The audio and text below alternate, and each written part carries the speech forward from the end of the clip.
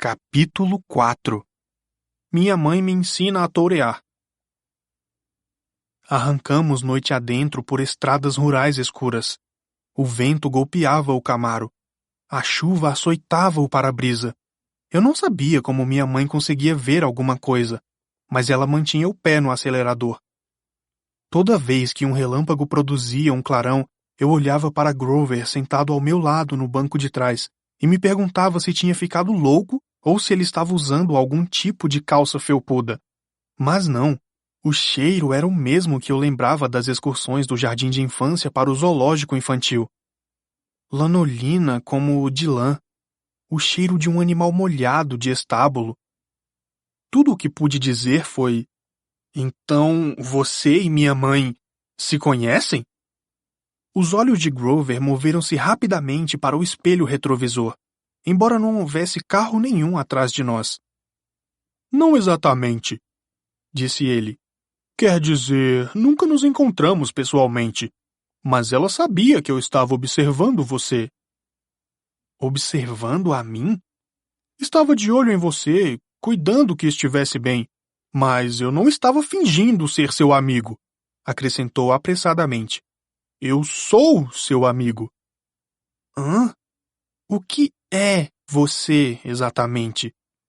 Isso não importa neste momento. Não importa? Da cintura para baixo, o meu melhor amigo é um burro. Grover soltou um agudo e gutural. Bé! Eu já o tinha ouvido fazer aquele som antes, mas sempre achei que era um riso nervoso. Agora me dava conta de que era mais um berro irritado. Bode! Exclamou. O quê? Eu sou um bode da cintura para baixo. Você acaba de dizer que isso não importa. Bé! Alguns sátiros poderiam pisoteá-lo por causa de tamanho insulto. Opa, espere. Sátiros? Você quer dizer como os mitos do Sr. Brunner? Aquelas velhas na banca de frutas eram um mito, Percy? A Sra. Dodds era um mito? Então você admite que havia uma Sra. Dodds? É claro. Então por que... Quanto menos você soubesse, menos monstros atrairia, disse Grover como se aquilo fosse perfeitamente óbvio. Nós pusemos a névoa diante dos olhos humanos. Tínhamos esperança de que você achasse que a benevolente era uma alucinação. Mas não adiantou. Você começou a perceber quem você é. Quem eu... Espere um minuto. O que você quer dizer? O estranho rugido ergueu-se novamente em algum lugar atrás de nós, mais perto do que antes. O que quer que estivesse nos perseguindo ainda estava na nossa cola. Percy, disse minha mãe, há muito a explicar e não temos tempo suficiente. Precisamos pôr você em segurança. Em segurança como? Quem está atrás de mim? Ah, nada demais, disse Grover, obviamente ainda ofendido com o comentário sobre o burro. Apenas o Senhor dos Mortos e alguns dos seus asseclas mais sedentos de sangue. Grover! Desculpe, Sra. Jackson. Poderia dirigir mais depressa, por favor? Tentei envolver minha mente no que estava acontecendo, mas não consegui. Sabia que aquilo não era um sonho. Eu não tinha imaginação. Jamais poderia sonhar algo tão estranho. Minha mãe fez uma curva fechada para a esquerda. Desviamos para uma estrada mais estreita, passando com velocidade por casas de fazendas às escuras, colinas cobertas de árvores e placas que diziam "Colha seus próprios morangos", sobre cercas brancas. Aonde estamos indo? Perguntei. Para o acampamento de verão de que falei. A voz de minha mãe estava tensa. Por mim, ela estava tentando não parecer assustada. O lugar para onde seu pai queria mandá-lo. O lugar para onde você não queria que eu fosse. Por favor, querido, implorou ela. Isso já é bem difícil. Tente entender. Você está em perigo. Porque umas velhas senhoras cortaram um fio de lã? Aquilo não eram velhas senhoras, disse Grover. Eram as parcas. Você sabe o que isso significa? O fato de elas aparecerem na sua frente? Elas só fazem isso quando você está prestes a... Quando alguém está prestes a morrer. Epa, você disse você. Não, eu não disse. Eu disse alguém. Você quis dizer você. Ou seja, eu. Eu quis dizer você como quem diz alguém. Não você, Percy, mas você qualquer um. Meninos, disse minha mãe. Ela puxou o volante com força para a direita, e eu tive um vislumbre de um vulto do qual ela se desviara. Uma forma escura e ondulada, agora perdida na tempestade atrás de nós. O que foi aquilo? Perguntei. Estamos quase lá, disse minha mãe, ignorando a pergunta. Mais 1,5 km. Por favor, por favor, por favor. Eu não sabia onde era lá. Porém, me vi inclinando-me para a frente na expectativa, querendo que chegássemos logo. Do lado de fora, nada além de chuva e escuridão, o tipo de campos vazios que a gente vê quando vai para o extremo de Long Island. Pensei na Sra. Dodds no momento em que ela se transformou naquela coisa com dentes pontiagudos e asas de couro. Meus membros ficaram amortecidos de choque retardado. Ela realmente não era humana e pretendia me matar. Então, pensei no Sr. Brunner e na espada que ele jogara para mim. Antes que eu pudesse perguntar a Grover sobre aquilo, os cabelos da minha nuca se arrepiaram. Houve um clarão ofuscante, um bum, de fazer bater o queixo, e o carro explodiu. Lembro-me de ter me sentido sem peso, como se estivesse sendo esmagado, frito e lavado com uma mangueira. Tudo ao mesmo tempo. Descolei minha testa do encosto do assento do motorista e disse: Ai! Percy! Gritou minha mãe. Estou bem. Tentei sair do estupor. Eu não estava morto. O carro não explodira de verdade. Tínhamos caído em uma vala. As portas do lado do motorista estavam enfiadas na lama. O teto se abrira como uma casca de ovo e a chuva se derramava para dentro. Relâmpago. Era uma única explicação. Tínhamos voado pelos ares, para fora da estrada. Ao meu lado, no assento traseiro, havia uma grande massa informe e imóvel. Grover? Ele estava caído de lado, com sangue escorrendo do canto da boca. Sacudi seu quadril peludo, pensando: não, mesmo que você seja metade animal de quintal, ainda é meu melhor amigo, e não quero que morra. Então ele gemeu: comida. E eu soube que havia esperança. Percy, disse minha mãe, temos de... Ela titubeou. Olhei para trás. Num clarão de relâmpago através do para-brisa traseiro salpicado de lama, vi um vulto andando pesadamente na nossa direção, no acostamento da estrada. Aquela visão fez minha pele formigar. Era a silhueta escura de um sujeito enorme, como um jogador de futebol americano. Parecia estar segurando uma manta por cima da cabeça. A metade superior dele era volumosa e indistinta. As mãos erguidas davam a impressão de que ele tinha chifres. Engoli em seco. Quem é? Percy, disse minha mãe extremamente séria. Saia do carro. Ela se jogou contra a porta do lado do motorista. Estava emperrada na lama. Tentei a minha. Emperrada também. Desesperado, ergui os olhos para o buraco no teto. Poderia ser uma saída, mas as bordas estavam chiando e fumegando. Saia pelo lado do passageiro, disse minha mãe. Percy, você tem de correr. Está vendo aquela árvore grande? O quê? Outro clarão de relâmpago, e pelo buraco fumegante no teto eu vi a árvore a que ela se referia. Um enorme pinheiro, do tamanho de uma árvore de Natal da Casa Branca, no topo da colina mais próxima. Aquele é o limite da propriedade, disse minha mãe. Passe daquela colina e verá uma grande casa de fazenda no fundo do vale. Corra e não olhe para trás. Grite por ajuda. Não pare enquanto não chegar à porta. Mamãe, você também vem. O rosto dela estava pálido, os olhos tristes como quando ela olhava para o oceano. Não, gritei.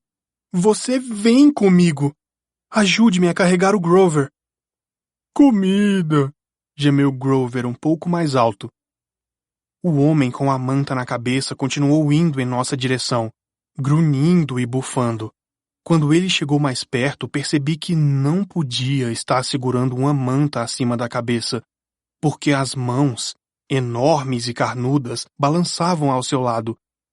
Não havia manta nenhuma, o que queria dizer que a massa volumosa e indistinta que era grande demais para ser sua cabeça, era sua cabeça, e as pontas que pareciam chifres.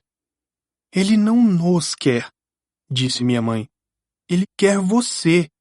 Além disso, não posso ultrapassar o limite da propriedade. Mas... Não temos tempo, Percy. Vá, por favor. Então fiquei zangado.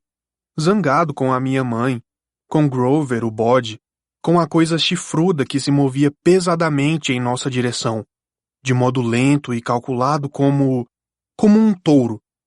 Passei por cima de Grover e empurrei a porta, que se abriu para a chuva. Nós vamos juntos. Venha, mãe. Eu já disse que... Mamãe, eu não vou abandonar você. Ajude aqui com Grover. Não esperei pela resposta dela.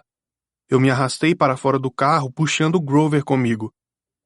Ele era surpreendentemente leve, mas eu não poderia tê-lo carregado para muito longe se minha mãe não tivesse ido me ajudar. Juntos, pusemos os braços de Grover em nossos ombros e começamos a subir a colina aos tropeções, com o capim molhado na altura da cintura.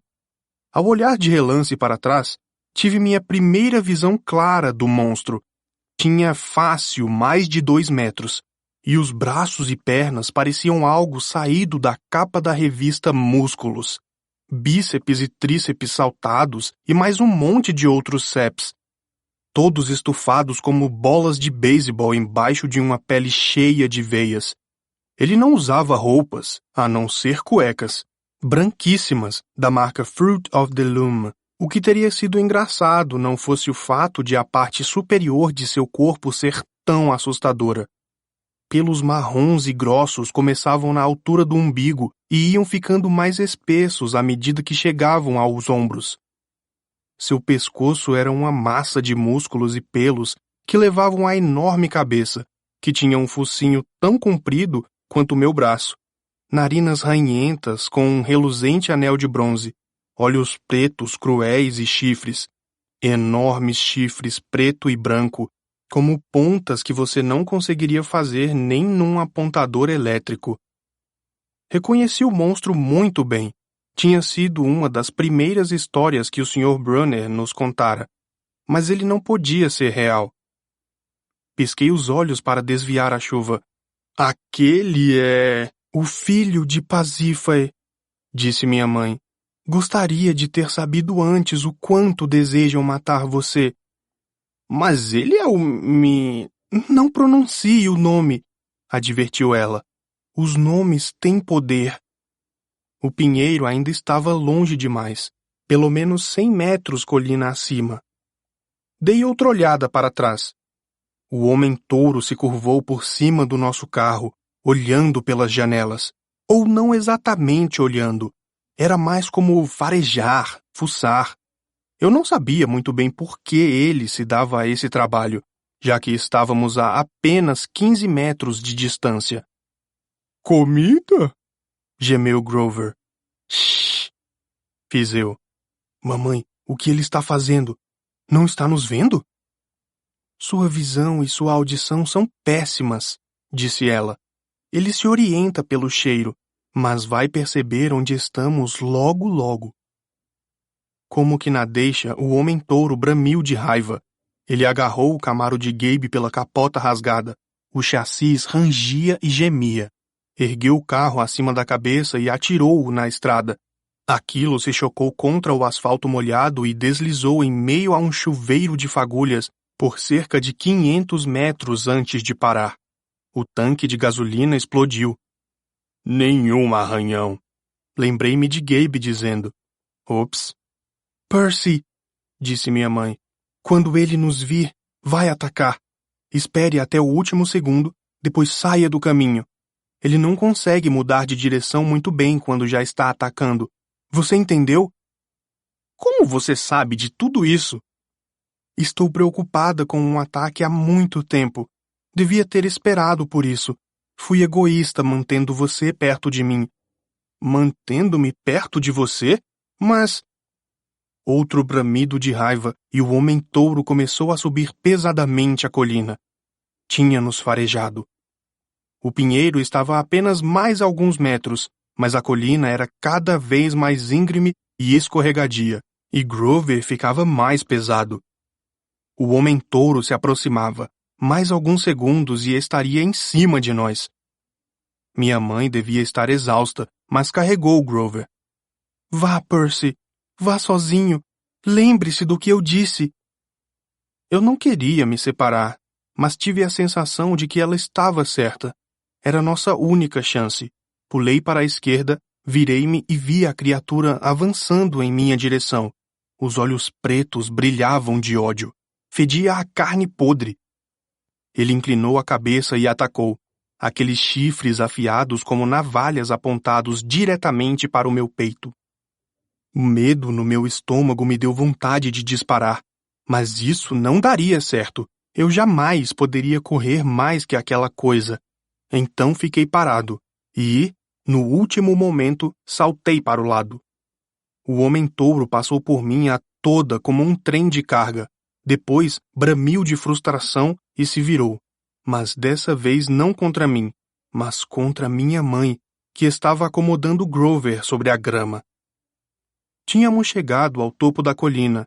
Embaixo, do outro lado, pude ver um vale, bem como minha mãe dissera, e as luzes de uma casa de fazenda tremeluzindo amarelas através da chuva.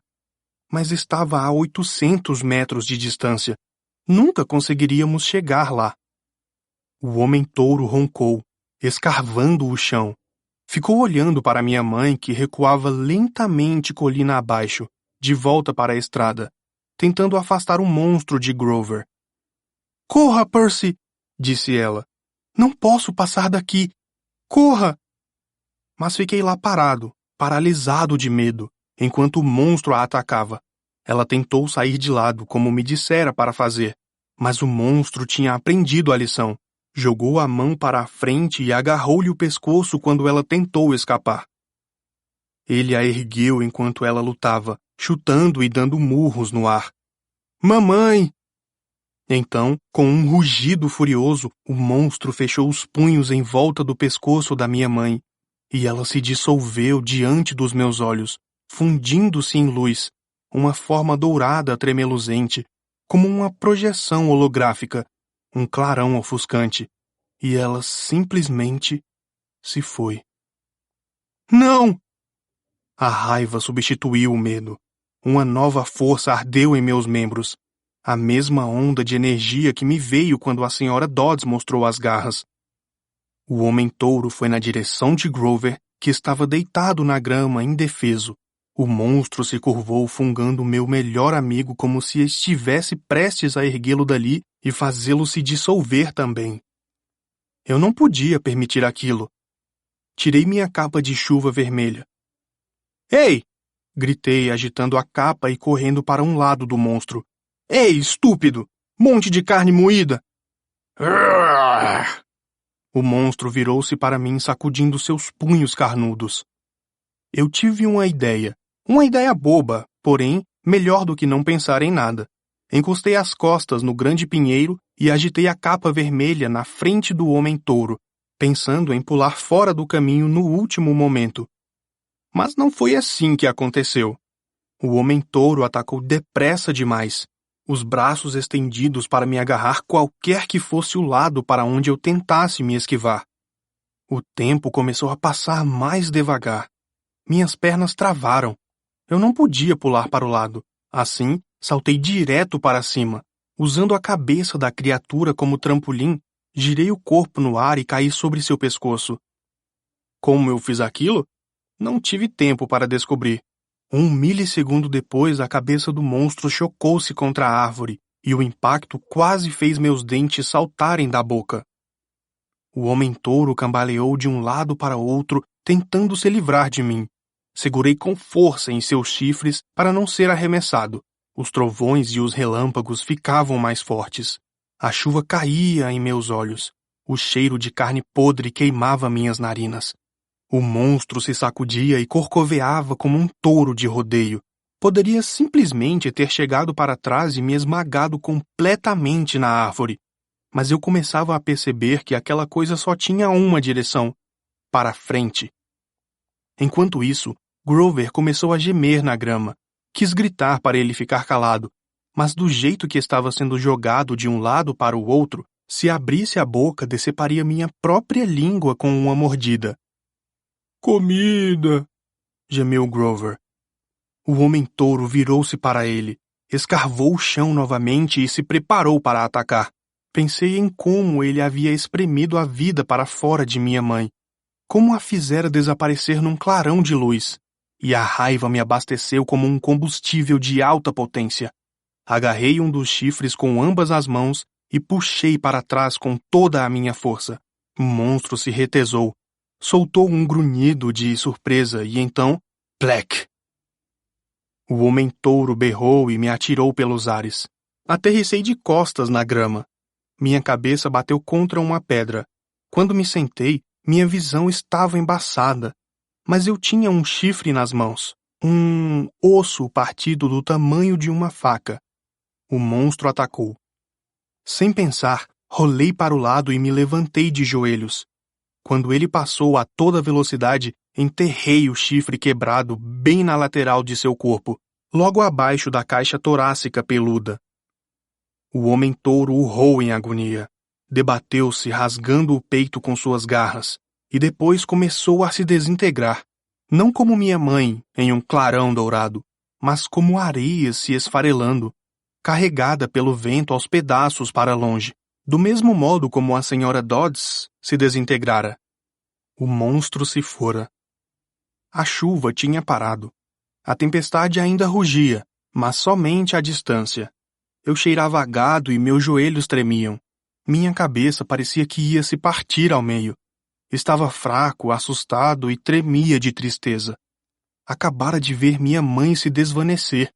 Queria me deitar e chorar, mas havia Grover precisando de minha ajuda. Portanto, consegui erguê-lo e descer cambaleando para o vale em direção às luzes da casa. Eu estava chorando, chamando minha mãe, mas me agarrei a Grover. Eu não ia deixá-lo partir. Minha última lembrança é ter desmaiado numa varanda de madeira, olhando para um ventilador de teto que girava acima de mim, mariposas voando em volta de uma luz amarela, e as expressões austeras e familiares de um homem barbudo e uma menina bonita, com cabelos loiros encaracolados como os de uma princesa. Os dois olharam para mim e a menina disse: "É ele. Tem de ser." "Silêncio, Annabeth", disse o homem. "Ele ainda está consciente. Traga-o para dentro."